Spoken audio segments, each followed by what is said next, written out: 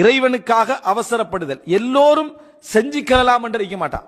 செய்து கொள்வதில் நான் முதலாவது நபராக என்ன செய்வேன் இருக்க வேண்டும். வ அன அவ்வலுல் முஸ்லிமீன் வஜஅல்னா லில் முத்தகீன இமாமா. அதெல்லாம் என்னன்னா முதலாவது நிக்கணும், முன்னுக்கு நிக்கணும் என்ற அந்த ஆசை ஒரு ஈமான் உள்ளவன்ட்ட இருக்கும். நமக்கு முதலாவது நிக்கணும் என்று காட்டிக்கொள்கின்ற ஆசைகள் அதிகம். ஆனா முதலாவது நின்றதை அல்லாஹ் மட்டுமே அறிவான் என்கின்ற நிலையில் நிறைய பேர் இல்லை.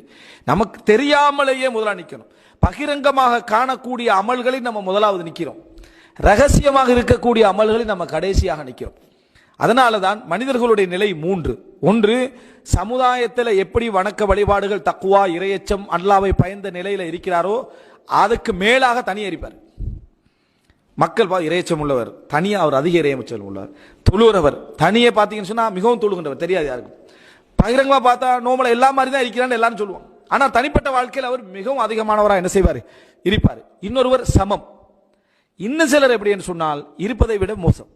பகிரங்கமா ஒரு மாதிரி இருப்பாங்க, அதை விட மோசமான நிலையில தனிமையில் என்ன செய்வாங்க இருப்பாங்க. அதனால ரசூலுல்லாஹ் சொன்னாங்க, இன்னல்லாஹ யுஹிப்புல் அப்த தகியல் ஹஃபியல் கனி.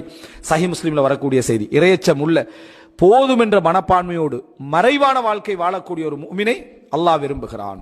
அண்ணா தெரியாது அவரை பத்தி. பகிரங்கமான விஷயங்கள்ல வணக்க வழிபாடுகள் குறைவாக இருக்கும், தனிமையில் வணக்க வழிபாடுகள் அதிகமாக